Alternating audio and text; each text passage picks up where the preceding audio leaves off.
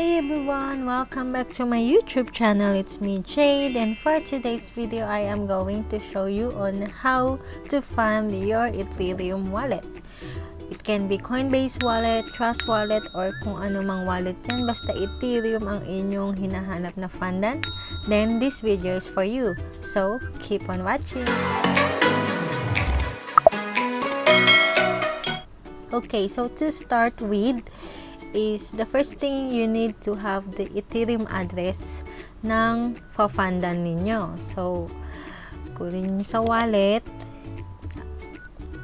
then click receive, okay, then Ethereum, then share address, then copy. Okay, so once you copy, send nyo yan doon sa magpa-fund sa inyo, or kung sa sarili nyo kayo magpa-fund, then keep it for yourself. So next one is you have to send money to coins.ph.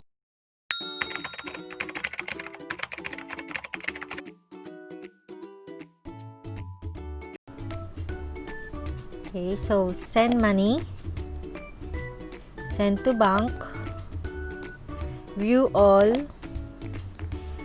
just type DC pay, then the amount of the money that you want to transfer. For example, 2,600, then lagay nyo dyan 2,600, then yung account name ng receiver, then yung phone number ng receiver na naka-register sa coins.ph. If you want to have receipt, then you can also put your email address here, optional siya. Then click send money.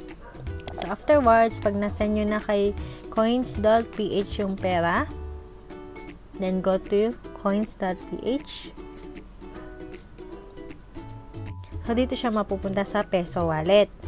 So what you have to do is to convert it into Ethereum. So convert natin siya.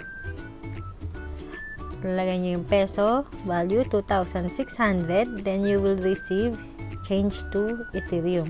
Okay, automatic yan, lalabas dito kung magkano Ethereum yung marireceive ninyo. Then slide to convert. So pag na-convert nyo na yan, go back, then you will see it from here. Sa Ethereum na siya papasok. So from Ethereum, click send, then enter Ethereum address, then paste nyo yung Ethereum address na binigay sa inyo ng fundan ninyo. Click OK, then yung amount ng Ethereum. So ito yung balance ng wallet. Dito makikita yung balance ng wallet, and then ito yung Ethereum fee.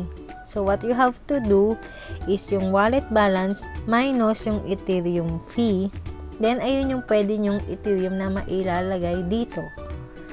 Okay, so kung ayaw nyo mag-compute, then bawasan nyo lang siya ng pakonti-konti. So from wallet balance, then tansyahin ninyo kung ilan kasama ang Ethereum fee, then makikita nyo naman siya dito sa total amount due. So pagpasok na siya, yung wallet balance is equal to total amount due balance, or pasok siya, then slide to confirm.